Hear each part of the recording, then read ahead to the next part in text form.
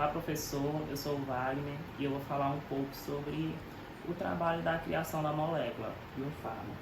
O nosso trabalho está dividido em introdução, metodologia, resultados e conclusão. Pois bem, eu vou começar falando um pouquinho sobre a importância da química medicinal. Eu vou ler no comecinho e depois eu vou explicar o trabalho por partes. A medicinal é essencial para a simulação e previsão do comportamento molecular em nível atômico, utilização de modelos matemáticos e algoritmos computacionais, identificação de potenciais candidatos a medicamentos e otimização das estruturas para melhorar a atividade biológica.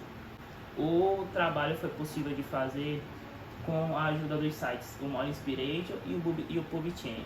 O Molespiration, a gente utilizou ele para a criação da molécula e o PubChem serviu como uma espécie de biblioteca para ver se o nosso fármaco já estava descrito ou não. Em seguida, temos aqui o nosso protótipo inicial, acompanhado de todas as propriedades da molécula e das propriedades em relação à sua bioatividade. Pois, como podemos ver, o nosso protótipo inicial ele já apresenta uma espécie de bioatividade em alguns aspectos. Aqui também temos o print do PubChem, que mostra que não tem nenhuma molécula dessa criada, que é uma molécula inédita. E agora em seguida temos o protótipo inicial acompanhado dos seus 10 análogos. Eu vou falar um pouquinho do que mudou em cada análogo. Aqui neste primeiro análogo, nota-se que foi adicionado um carbono em uma das hidroxilas que estavam soltas. Já no segundo análogo aconteceu a mesma coisa, só que na outra hidroxila já próxima à cadeia aromática, a cadeia fechada. No análogo 3 foram as duas hidroxilas que foram adicionadas ao carbono. No análogo 4, nota-se uma dupla ligação próxima ao nitrogênio que estava dentro de uma cadeia fechada. No análogo 6, a mesma coisa aconteceu, só que com o outro nitrogênio que estava dentro de uma cadeia fechada que virou uma ramificação. No composto 7, foi trocada a ordem da hidroxila com o oxigênio, que é um heteroátomo, certo? E no análogo 8, a posição do nitrogênio que está em uma cadeia fechada, sem ser a aromática, foi alterada. No composto 9, a posição da hidroxila que estava ligada a uma cadeia fechada aromática foi trocada. E no análogo 10 foram adicionadas duas hidroxilas no local onde tinha um oxigênio como um heteroátomo e virou uma ramificação. E quanto às propriedades físico-químicas, o Molespiration ele calcula o log de P, o TPSA, hidrogênios aceptores, doadores e o peso molecular. Somente com estes dados aqui já se consegue saber muito sobre a molécula. Por exemplo, o log de P, quando o valor é muito baixo, indica que ele é hidrossolúvel. E quando ele é muito alto, significa que ele é lipossolúvel. E isso pode ser bom ou ruim. Ou seja, significa que ele praticamente consegue atravessar as barreiras da membrana, que são compostos por lipídios.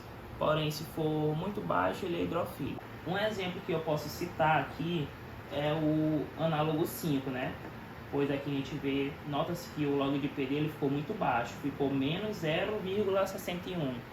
Ou seja, ele pode ser tão solúvel em água que ele pode acabar nem afetando tanto quanto deveria o organismo. E isso não é bom.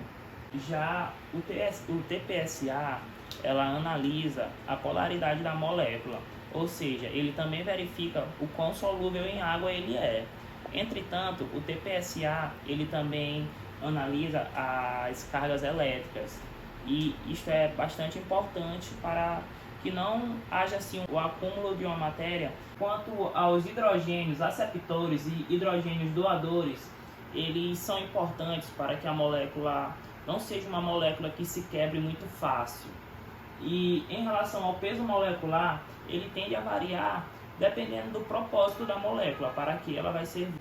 Já em relação à bioatividade da molécula, existem alguns parâmetros que o Molespiration dá, e eu listei todos aqui. Eu vou começar falando aqui, ó, o GPCR ligante, o modulador iônico, o inibidor de quinase, o receptor ligante nuclear, o inibidor de protease e o inibidor de enzima. Eu optei por deixar colorido exatamente como aparece lá no Molespiration, que é para a gente ver, ter a noção de quanto está mais fraco e quanto está mais forte.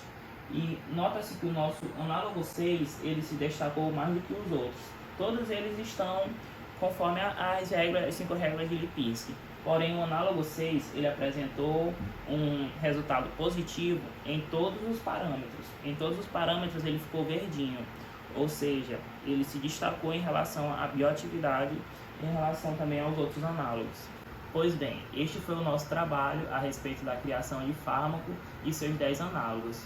Após finalizar esse trabalho, eu pude concluir como é importante a identificação de características-chave para a eficácia, o ajuste de solubilidade, biodisponibilidade e toxicidade, a redução de custos e tempo no desenvolvimento, e como a modelagem ainda promete revolucionar ainda mais no desenvolvimento dos fármacos.